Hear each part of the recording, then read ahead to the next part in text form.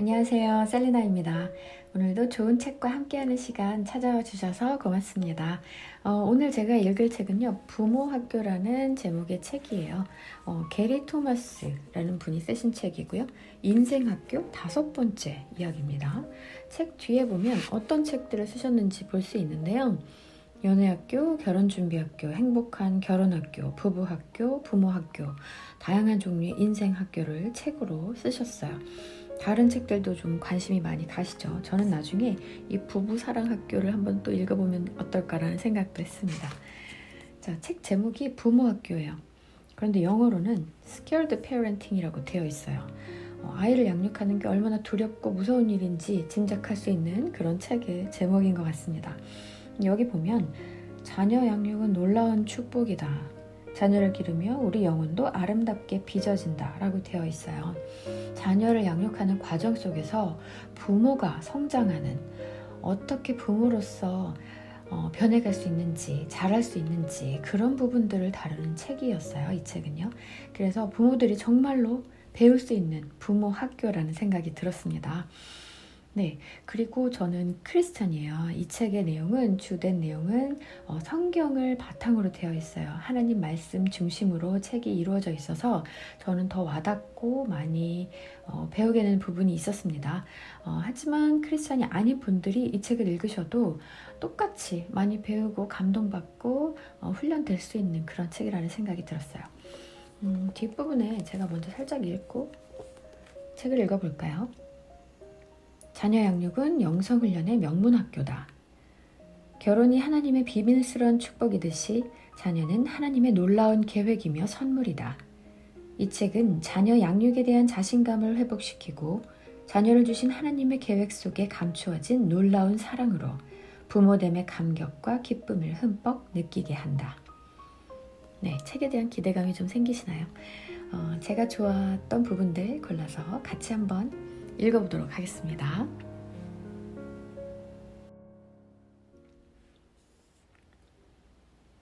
자녀 양육은 내 평생 가장 의미 깊고 보상이 큰 일 중 하나였지만 그 과정에서 낮아지고 좌절하며 때로 완전히 오리무중에 빠지기도 했다. 나는 어린아이나 사춘기 자녀를 키우는 법에 관한 책은 절대 쓸 수 없다. 많은 면에서 아직도 무지하기 때문이다. 이 책에서 딸의 학업 성취를 돕는 5단계나 아들의 사춘기 대비를 위한 10단계를 기대한다면 실망할지도 모른다. 대신 이 책에서는 하나님께서 어떻게 자녀들을 사용해 우리를 영적으로 키우시는지 살펴볼 것이다. 큰딸이 태어나고 몇 주 후부터 내 삶의 법칙이 달라졌다. 남쪽 오리건주로 내려가던 길에 우리는 요기를 하려고 잠시 식당에 들렀다. 한때 내가 세상에서 제일 좋아하던 음식은 아이스크림 전문점 데어리퀸의 블리저드라는 메뉴였다. 이 환상적인 메뉴의 창시자는 그리스도인이 틀림없었다. 성령의 감화가 아니고서는 M&M 블리저드처럼 맛있는 음식이 나올 수 없을 테니 말이다. 우리는 햄버거와 감자튀김을 주문했고 내 몫의 블리저드도 샀다. 날씨가 화창해서 음식을 들고 밖으로 나왔는데 바로 그 순간 우리 딸이 사흘 주기가 됐는지 기저귀에 왕창 이를 버렸다. 우리 첫아이는 아기 때부터 모아두기를 좋아했다. 교회에 가려고 길을 나섰든지 저녁을 먹으려고 막 자리에 앉았든지 자기를 목욕시키는 일을 막 끝냈든지 상관없이 자기 편한 시간에 72시간 분량의 배설물을 쏟아내기를 좋아했다. 그 무력감을 잊을 수 없다. 감자튀김은 식으면 별로 맛이 없고 블리자드도 녹으면 제 맛이 아니다. 하지만 좋게 10분에서 15분은 걸릴 일이 우리를 기다리고 있었다. 아기가 한꺼번에 몰아서 일을 보다 보니 기저귀를 가는 것으로 끝나지 않고 사실상 목욕을 시킨 다음 옷까지 전부 갈아입혀야 했다. 그것도 어디를 가는 길에 말이다. 그렇게 서 있지만 말고 좀 거들어요. 아내 리자가 말했다. 하지만 나는 10분 정도의 저장 수명으로 이미 눅눅해지고 있는 감자튀김을 쳐다보았다. 맛을 약속하며 입맛을 다실 뿐. 어느새 땡볕 아래 금방이라도 끓을 것만 같은 내 블리저드를 속절없이 노려보았다. 그리고 음식 봉투를 차 위에 올려놓고 작업에 들어갔다. 정말 삶이 달라졌다. 당신에게는 작은 희생처럼 들릴지 모르나 그리고 15년이 지나서 지금 돌아보니 별일 아니었지만 당시 25이던 내게 그 일은 일대 전환점이었다. 나는 다른 사람의 필요를 나 자신의 필요보다 앞세우는 법을 배우고 있었다. 자녀 양육이라는 영성훈련의 여정이 이제 막 시작된 줄은 꿈에도 몰랐다. 우리 부부는 자녀 양육법을 가르치는 여러 책과 세미나에서 큰 유익을 얻었지만 자녀들이 우리를 빚어왔다는 사실도 점차 깨닫게 되었다. 자녀 양육은 일방 통행로가 아니라 양방향 통행로다. 우리 아이들은 우리에게 희생하는 법과 죄책감의 처리법을 가르쳐 주었다.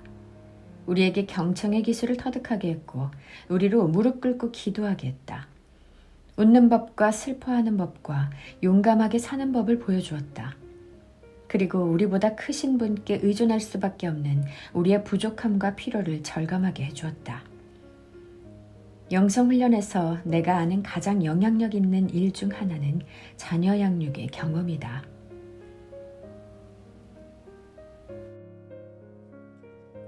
나는 긴긴 세월 숨어있던 진실 하나를 깨달았다. 나의 경우 훌륭하고 경건한 부모를 두었음에도 자라면서 실망한 부분들이 있었다. 내가 부모가 되면 그런 부분을 고치고 싶었다. 결국 내가 번뜩 깨달은 사실이 있다. 내가 우리 부모가 될 수 없는 모습을 요구했다는 사실이다. 하나님만이 주실 수 있는 차원의 사랑을 부모에게 기대했다. 그리고 이제는 내가 하나님만이 주실 수 있는 차원의 사랑을 우리 아이들에게 주려 했다. 나는 우리 부모를 하나님의 라이벌로 세웠고 내 자녀들을 두고 하나님과 경쟁하려 했다. 둘 다 실패가 뻔한 일이다. 결국 나는 중대한 갈림길에 이르렀다. 나는 하나님이 나를 그분과 경쟁하는 대신 자녀들을 그분께 인도하는 일에 총력을 기울이도록 부르셨음을 깨달았다. 내 실패와 부족한 모습까지도 우리 아이들이 그분 안에서 피난처를 찾게 하는 강력한 요인으로 쓰일 수 있다. 당신은 어찌할 것인가? 하나님과 경쟁할 것인가? 아니면 자녀들을 유일하신 참 하나님께 인도하려 애쓸 것인가? 만일 당신이 율법주의적인 부모라면 주께서 당신의 영혼에 자비를 베풀어 주시기를 빈다. 당신은 두려움과 비참함과 탈진과 잦은 좌절에 빠질 것이다. 그뿐 아니라 당신 자신이 죄책감에 묻히고 말 것이다. 누구나 자신의 자녀 양육을 되돌아보면 놓쳐버린 기회들이 보인다. 내 성격 결함이 자녀들 속에 재생산되고 심지어 확대된 것도 보인다. 아이들이 반항하면 우리는 그것을 놓쳐버린 기회들과 자신의 성격 결함 탓으로 여긴다. 때로는 우리의 약점 때문에 실제로 자녀를 고생시킨 적도 있음을 우리는 인정해야 한다. 이혼한 엄마로서 아들이 말썽을 부리는 경우라면 당신은 아빠가 같이 산다면 상황이 달라질 거라고 생각할 것이다. 내가 만일 상황이 달라지지 않을 거라고 말한다면 그것은 솔직하지 못한 처사다. 하지만 이혼의 결과로 당신은 자신을 성찰하며 삶의 변화가 필요한 부분들을 시정했을 수 있다. 그리고 그것을 쭉 지켜본 당신의 아들이 그 혜택을 누리고 있을 수 있다. 사무엘 신드롬을 들어보라. 하나님의 신실한 종도 자녀 하나나 여럿이 잘못될 수 있다. 아하스 신드롬도 들어보라. 악한 부모 밑에도 아주 경건한 자손이 날 수 있다. 부실한 양육 때문에 자녀가 곁길로 빠지거나 해를 입을 수 없다는 말이 아니다. 성경은 자녀가 단정치 못한 부모는 교회에서 맡을 수 있는 직분이 제한될 수 있다고 밝히 말한다. 그러나 자녀의 실패가 반드시 부모인 우리가 실패했다는 뜻은 아니다. 부모인 자신이 실패한 것처럼 느껴지기는 하겠지만 말이다. 타락한 부모가 죄인인 자녀를 기르도록 부름을 받은 상황에서 죄책감은 기정사실이다. 우리 중에 완벽한 어머니나 아버지는 아무도 없다. 하나님의 은혜와 자비만이 우리의 피난처가 된다. 부모치고 간혹 죄책감이 들지 않기란 불가능하다. 그러나 그것은 좋은 일이다. 왜 그런지 살펴보자.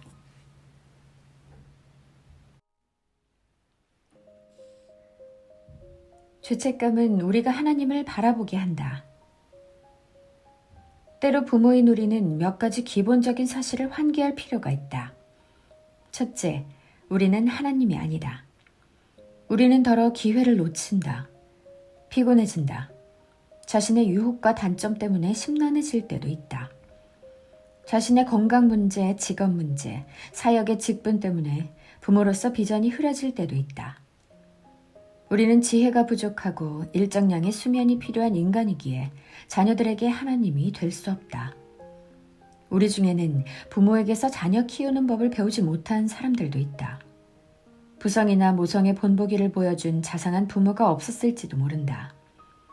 영적 훈련의 모델을 본 적이 없고 그래서 코치 없이 풋내기로 자녀 양육의 길에 들어섰다면 실수하는 것은 당연하다. 어떻게 실수가 없겠는가? 당신이 알아야 할 것이 있다. 하나님의 기대는 부모마다 다르다. 예수가 밝히 이르신 것처럼 우리가 모두 유죄일지라도 하나님은 우리의 배경을 감안해 유죄 정도를 판정하신다. 물은 많이 받은 자에게는 많이 요구할 것이요 많이 맡은 자에게는 많이 달라 할 것이니라. 이것이 부모가 가진 한계의 긍정적 측면이다. 우리의 약점을 이용해 자녀의 마음을 하나님께로 돌려놓는다면 약점이 거꾸로 장점이 될 수 있다. 자녀들과 마찬가지로 우리도 구주가 필요하다. 우리도 자녀를 사랑하지만 완전한 사랑으로 그들을 과거에도 사랑하셨고 지금도 사랑하시며 앞으로도 사랑하실 분은 하나님뿐이다. 우리 자녀들은 설령 엄마 아빠가 자기들을 실망하게 해도 언제나 곁에 있어줄 분이 계시다는 사실을 알 필요가 있다. 세상에서 가장 멋진 아빠가 되려던 내 욕심 밑에는 우리 집에서 신으로 대우받고 싶은 욕심이 가려져 있었다. 그것이 내게 얼마나 무거운 압박감을 주었던가. 아이들에게 얘들아 너희들과 똑같이 왜 아빠에게도 구주가 필요한지 알겠니? 하나님의 은혜가 없다면 우리는 다 무력하단다. 라고 시인하는 것이 얼마나 더 홀가분한가. 나는 자녀들에게 하나님이 될 수는 없지만 나에게 하나님이 필요함을 본보일 수는 있다. 죄책감이 내게 그 선물을 주었다.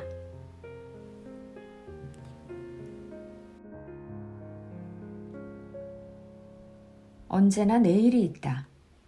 자녀 양육의 신조로 나쁘지 않은 말이다. 물론 내일이 보장된 것은 절대 아니다. 하지만 그럴지라도 우리 대부분에게 있어 자녀 양육은 며칠의 일이 아니라 몇십 년의 일이다. 좋은 날도 있고 굳은 날도 있다. 자녀 양육을 긴 여정으로 보면 A+를 맞지 못하는 날에도 죄책감에 빠지지 않는다. 항상 최고 기량일 수는 없다. 하지만 내일 다시 기회가 주어진다. 당신의 결점을 하나님의 은혜와 하나님의 공급과 떼어놓고 보지 말라. 과거의 것이든 현재의 것이든 자신의 결점에 집착하면 죄책감이 무거운 짐이 된다. 그러나 나도 너를 정죄하지 아니하노니 가서 다시는 죄를 범치 말라 하신 우리 주님의 음성을 들으면 죄책감이 긍정적 동기가 될 수 있다. 나는 밤 9시면 몸을 가누지 못한다. 그러나 죄책감이 동기가 되어 아직 뇌가 제대로 돌아가는 7시 반에 더 열심을 내게 된다. 아이들과의 개인적인 점심 데이트에 시간을 더 많이 보낸다. 그때는 정신도 더 맑고 시간도 내기 쉽다. 당신의 시나리오는 다르겠지만 어쨌든 죄책감 때문에 좌절에 파묻힐 게 아니라 더 좋은 길을 찾아 열심을 내야 한다. 하나님의 자비가 넓어 우리는 또 하루, 또 한 번의 기회를 받는다. 하나님의 자비가 깊어 우리는 그 은혜를 아무리 가져다 써도 다 쓰지 못한다. 우리는 담대히 앞을 내다볼 수 있고 자신의 약점을 교육의 순간으로 활용할 수 있으며 씻은 영혼과 새로운 마음으로 또 하루를 맞이할 수 있다. 죄책감은 다음 날을 위한 소중한 교훈이 된다.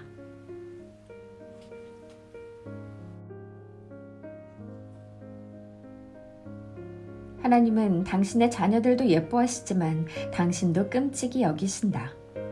당신은 그분의 사랑을 듬뿍 받는 아들, 딸이다. 그분은 당신의 보호와 영적 성장에 직접 관심을 갖고 계시며 자녀들을 그 목표를 위한 소중한 교사와 선지자로 보신다. 그래서 우리가 할 수 있는 말은 무엇인가? 죄책감도 쓸 때가 있다. 잘못했을 때 우리는 마땅히 죄책감을 느껴야 한다. 그러나 하나님께 치료책이 있다. 하나님의 치료책은 보지 않고 죄책감만 보는 것은 소아마비를 완치해주는 의료계의 백신을 생각하지 않고 소아마비만 걱정하는 것만큼이나 어리석은 일이다.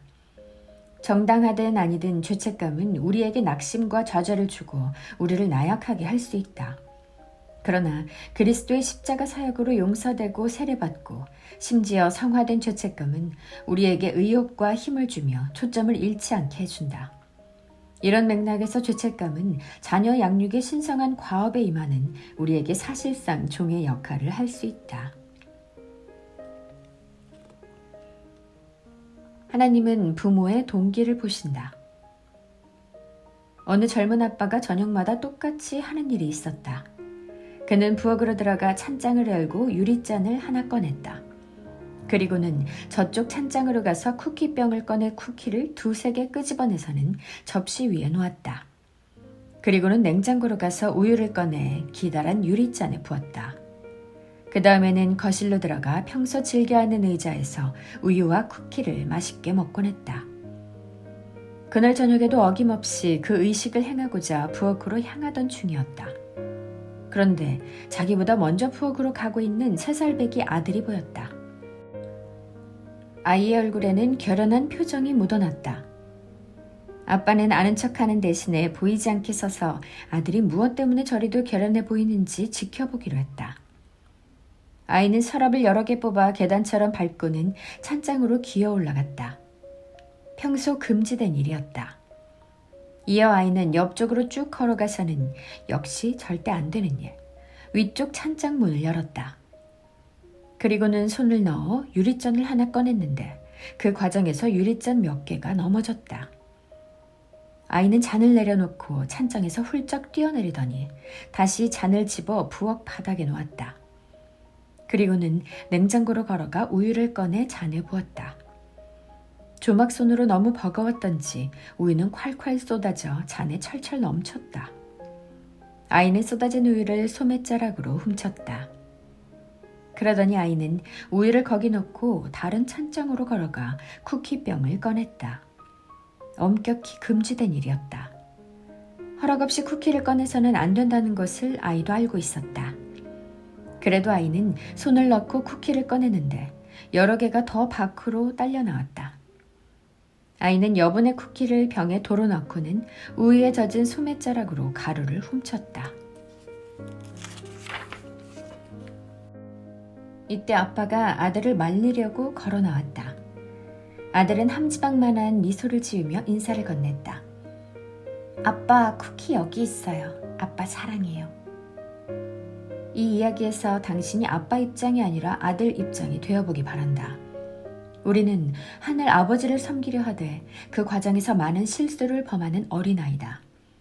우리는 높은 데까지 손이 닿지 않아 임시 계단을 만들고는 찬장에 올라간다. 우리는 유리잔 몇을 넘어뜨리고 우유를 마시려고 준비하려다 잔에 철철 넘치게 붓는다. 지혜가 부족한 우리가 생각해낸 해결책은 엎질러진 우유를 행주가 아니라 소매자락으로 닦는 것이다. 그러나 아무리 엎질러졌을지라도 이런 섬김의 행위에 감동하지 않을 아빠가 누가 있으랴. 우리는 최고의 부모가 아니다. 단연 아니다. 우리는 지혜가 부족하다. 전체가 어떻게 서로 들어맞는지도 모른다.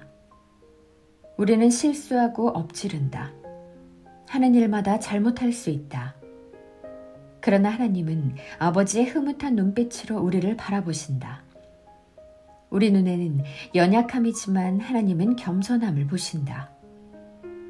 우리 눈에는 엎질러진 우유이지만 하나님은 의도를 보신다. 우리 눈에는 부족함이지만 하나님은 동기를 보신다. 그리고 그분은 미소 지으신다. 우리를 품에 안아주신다. 아버지의 흐뭇한 웃음으로 껄껄 웃으신다.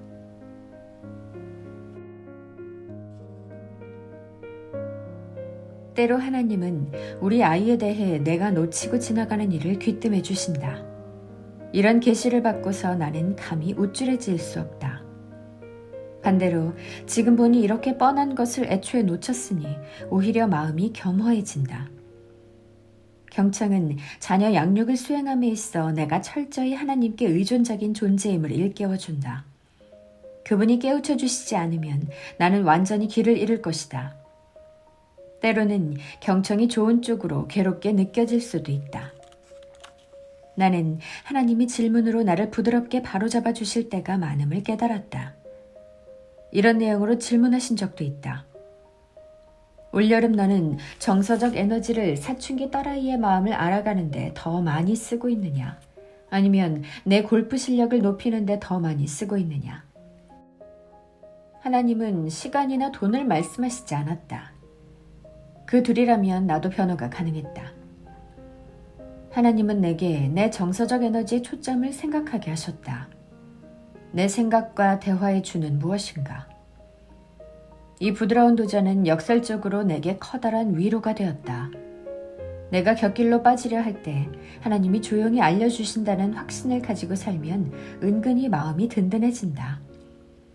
보호와 경고 없이 혼자라는 느낌이 들지 않는다. 그곳은 우리가 목자 되신 하나님의 보호 아래 쉬면서 그분의 음성을 듣는 아주 안전한 곳이다. 내 자녀를 둔 그 중 하나는 입양했다. 내 친구 애니 칼슨은 여기에 대해 훌륭한 시각을 가지고 있다. 그녀는 말했다. 대개 우리는 삶의 굵직한 결정에 대해 하나님의 뜻을 찾는 데 신경을 많이 쓴다. 하지만 날마다 꾸준히 하나님과 소통하며 산다면 그분의 음성을 듣는 데 익숙해질 것이고 따라서 큰 결정에 부딪혀도 겁날 것이 없다. 다시 말해서 일상적 결정 속에서 꾸준히 하나님의 인도를 구함으로, 즉 하나님 음성을 듣는 일을 삶의 당연한 일부로 삼음으로 우리는 삶의 굵직한 선택들에 대해 하나님의 음성을 분별하는 법을 배운다. 자녀를 기른다는 것은 우리에게 날마다, 아니 시간마다 하나님의 인도가 필요하다는 뜻이다. 무엇보다도 자녀가 있음으로 해서 나는 듣는 자세를 취하지 않을 수 없다. 듣기보다는 말을 더 많이 하고 싶은 것이 내 잘난 부모 마음이지만 듣지 않고 말해봐야 자녀와의 관계 구축에 별 효과가 없음을 깨달았다. 그래서 자녀를 키우면서 관계에 대한 내 접근이 통째로 바뀌었다. 하나님과의 관계도 그렇고 다른 사람들과의 관계도 그렇다. 첫째도 듣는 것, 둘째도 듣는 것, 셋째도 듣는 것이다. 물론 우리의 필요도 하나님께 아뢰어야 하지만 기도에 성숙한 사람은 말하는 시간보다 듣고 기다리는 시간이 2배는 된다. 영적 경청에 대해 아주 흥미로운 사실을 하나 알고 싶은가? 하나님은 언어를 바꾸신다.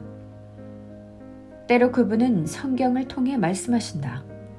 단 하나의 성경 구절이 당신의 마음을 확 열어젖혀 가장 어두운 곳에 진리를 비추며 영혼의 때를 북북 씻어낼 수 있다. 때로는 가지들과 잎들이 한꺼번에 수천의 설교를 쏟아내는 나무 한 그루 앞에서 무릎 꿇지 않을 수 없을 때도 있다. 그런가 하면 하나님의 침묵이 당신을 닫아 가두고는 당신 영혼의 뿌리를 손질하기도 한다. 하나님의 침묵은 휘몰아치는 눈보라보다 더 큰 소리로 당신을 영혼의 겨울로 데려갈 수 있다. 수시로 하나님은 꿈, 어린아이의 고함, 어거스틴은 집어들어 읽으라 라는 한 아이의 외침을 듣고 일생이 바뀌었다. 훌륭한 예술작품, 웅장한 음악, 삶의 특정한 상황을 통해 말씀하신다.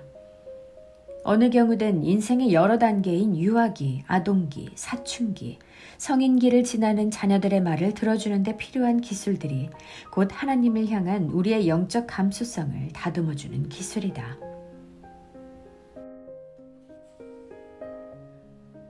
자녀 양육의 차원을 감사 기도로 높이라.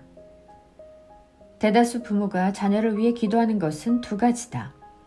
지금도 나는 그 덫에 빠지기 일소다.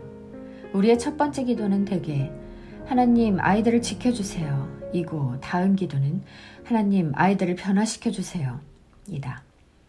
그렇지 않은가? 부모의 기도는 대부분 하나님 우리 아이들이 나쁜 길로 빠지지 않도록 지켜주세요와 하나님 아이들이 나쁜 친구들을 멀리하게 해주세요 라는 그 2 범주에 들지 않는가? 이 두 기도가 전혀 잘못된 것은 아니지만 하나님이 내게 세 번째 기도를 가르쳐 주시면서부터 내 자녀 양육의 기쁨이 배가 되었다. 그분은 그 기도를 적어도 다른 두 기도를 합한 것만큼 자주 드리라고 내게 가만히 일깨우셨다. 세 번째 기도는 이런 식이다. 하나님, 제 딸의 삶 속에서 일하시는 하나님을 인해 감사드립니다. 제 아들을 성화시키시는 하나님을 보며 감사드립니다. 우리 아이들과 함께 사는 기쁨을 인해 감사드립니다. 제 인생을 이들과 함께 보내게 해주신 특권을 인하여 감사드립니다. 감사기도는 내 자녀 양육의 새로운 차원을 더해 주었다. 나는 하나님께 아이들의 변화를 간구하는 기도보다 아이들을 인해 감사하는 기도를 더 많이 하려고 애쓴다. 아이들이 삶 속에 나타나는 하나님의 은혜의 증거를 인해 감사 기도를 드리고 하나님이 아이들에게 주신 특성들을 꼽아보며 감사를 드린다. 이런 습성을 통해 내게 새로운 시각이 생겼다. 아이들의 보호만을 위해서 기도할 때는 두려움과 싸워야 했고 아이들의 변화만을 간구할 때에는 그들의 장점을 놓쳤다. 그러나 아이들을 인해 하나님께 감사하고 그들의 삶에 허락하신 고마운 특성들을 구체적으로 묵상하다 보니 이 아이들과 함께 사는 특권이 훨씬 피부에 와닿았다. 만일 누군가 우리 아이들을 인터뷰하며 너희 부모님은 너희를 사랑하는 것을 큰 기쁨으로 아느냐? 라고 묻는다면 아이들은 뭐라고 답할까? 우리의 애틋한 애정이 바울의 영적 자녀들처럼 우리 아이들에게도 느껴질까? 아니면 자기들이 축복보다는 오히려 짐으로 느껴질까? 부모가 자녀에게 줄 수 있는 최고의 선물 중 하나는 그들을 즐거워하는 것, 아껴주는 것, 함께 웃는 것, 그리고 그들과 함께 사는 인생에 대한 깊은 감사로 자녀들에게 만족감을 주는 것이다. 바울이 보살핀 그룹들이 사랑하기 쉬운 대상이 아니었음을 잊지 말라. 고린도 교인들은 사사건건 싸움질에 근친 상간까지 범했다. 그 중에는 사기꾼들도 있었고 서로 법정 소송을 벌인 사람들도 몇 있었다. 갈라디아 교인들은 은혜의 복음을 떠나 율법주의와 불장난을 하고 있었다.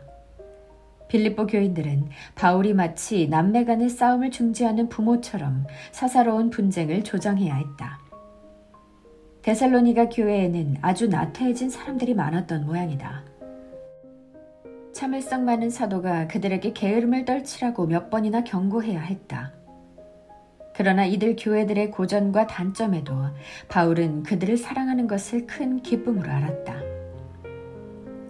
참된 사랑에는 참된 기쁨이 뒤따른다. 사람이나 교회가 아무리 힘들어 보여도 하나님은 우리에게 그들을 향한 성경적 긍휼을 주실 때 성경적 기쁨도 함께 주신다. 둘 중 하나만 존재할 수는 없다. 적어도 성경에서는 아니다. 이는 그리스도 안의 멋진 삶의 좋은 예가 아닌가. 하나님은 우리에게 자녀를 위한 희생을 명하실 수 있고 우리는 따를 것이다. 하나님은 자녀들을 위해 우리 자신의 훈련을 명하실 수 있고 우리는 순종할 것이다. 그러나 하나님이 우리에게 또한 자녀를 즐거워하라 하시니 얼마나 복된 일인가. 얼마나 풍성한 계명인가. 여기 도전을 주는 생각이 있다. 만일 우리 자녀들이 자기를 변화시키고 있는 하나님의 은혜를 보기보다 부모의 기대에 못 미치는 자기 모습이 더 생생히 떠오른다면, 만일 자기들이 부모에게 감사의 제목보다는 차라리 짐으로 느껴진다고 생각한다면 그것은 바리새인 같은 사람이 그들을 기르고 있기 때문일 수 있다. 자녀들은 키르케고르가 말한 미련할 정도로 심각해지는 우리의 성향에도 도전이 될 수 있다.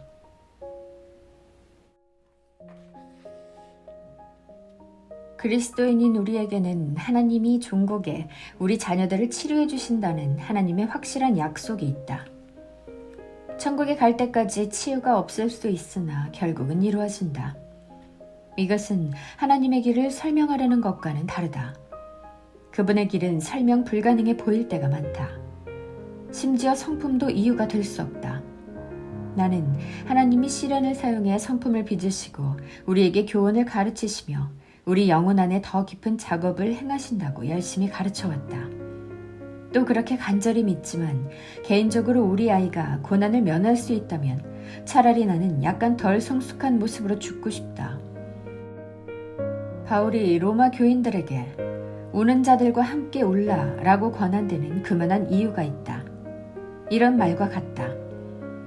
쉬운 답을 내놓지 말라. 슬퍼하는 사람과 같이 있어주는 짐을 벗으려고 그들이 슬픔을 잊게 하거나 이겨내게 하지 말라. 그것은 다 자기 중심적인 종교다. 그 대신 그들과 함께 울라. 시간을 내서 울고 아파하라. 화나도 좋지만 믿음은 잃지 말라. 부모들이 화나는 것은 당연하고 불가피하다. 그러나 그 과정에서 하나님은 걸핏하면 감정이 상하는 인간의 연약함에서 벗어나 성령께서 선물로 주시는 겸손, 희생, 항복, 사랑의 태도를 입으라고 우리를 부르신다. 이것은 종교적 어휘를 빌어 인간의 추한 현실을 벗어나려는 신앙으로의 도피인가? 절대 그렇지 않다. 왜 하나님이 때로 우리가 원하는 대로 행하시지 않는지 성경에는 설명이 없다. 대신 성경은 우리가 하나님이 원하시는 대로 행해야 한다는 점에 집중한다. 하나님은 우리보다 높으신 분으로 우리와의 관계를 주도하셨고 계시자로서 자신이 설명할 것과 설명하지 않을 것을 임의로 정하실 수 있다. 현대의 감성에 아무리 불쾌하게 여겨질지라도 하나님은 일부 질문들에 대해 우리를 어둠 속에 두실 권리가 있다. 지금까지 내가 받은 가장 실제적인 가르침 중 하나는 리젠트 칼라지의 신학 스승 J.I. 패커에게서 온 것이다. 그는 남녀 인간들이 던지는 질문의 답이 성경에 전부 나오는 것은 아니다 라고 말했다. 이 진리를 받아들이는 것 외에 다른 길이 없다. 아무리 자녀를 사랑해도 그 아이를 창조하신 하나님보다 더 사랑하는 부모는 없다는 것을 나는 마음 깊이 안다. 물론 당신은 그 아이를 위해 죽을 마음까지 했다. 그리고 하나님은 이미 죽으셨다. 그 아이의 고통을 하나님 자신보다 더 잘 느끼는 사람은 없다.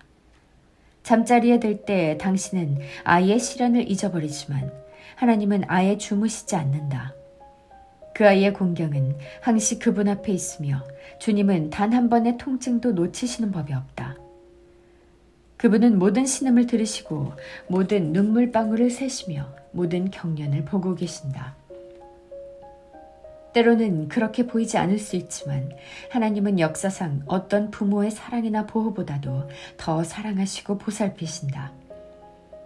이를 부인하는 말은 망상이요 신성모독이다. 하나님을 향한 분노가 서서히 쌓여 교묘한 유혹이 됨을 우리는 인식해야 한다. 우리의 주관적 경험을 절대적 진리에 비추어 검사하고 따져보지 않으면 그것이 우리 믿음을 허물고 원한을 키우고 교만한 반항을 낳는다. 앞장에 말한 것처럼 우리는 자신의 말을 듣기를 중단하고 자신에게 말하기 시작해야 할지도 모른다. 하나님의 선하심과 자상하심을 의식적으로 마음에 떠올리면서 말이다. 나는 사탄도 거의 하나님 못지않게 인내심이 많음을 보게 되었다. 그는 우리 안에 파괴적인 태도, 생각, 습관을 심어놓고는 그 태도, 생각, 습관이 우리를 파멸시키는 비열한 열매를 참을성 있게 기다린다. 하나님께 복종하고 항복하지 않으면 우리는 사탄의 술수에 넘어간다. 우리 영혼에 온갖 종류의 영적 독소를 불어넣는 사탄의 일을 거두는 꼴이 되고 만다. 하나님은 우리의 본능적인 분노 표현을 능히 감당하실 만큼 크고 지혜로우신 분이지만 영적으로 우리는 복종하는 법을 배워야 한다.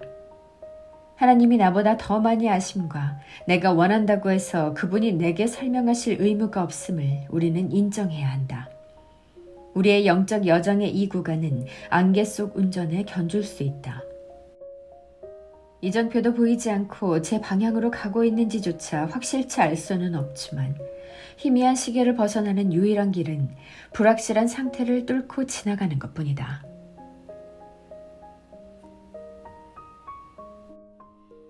네, 책 여기까지 읽어봤습니다. 마지막에 많이 와닿는 부분이 있었어요. 여긴데요. 물론 당신은 그 아이를 위해 죽을 마음까지 있다. 그리고 하나님은 이미 죽으셨다. 네, 우리를 위해 이미 죽으셨다는 하나님이 계셔서 참 마음이 든든하고 감사하다는 생각이 들었습니다.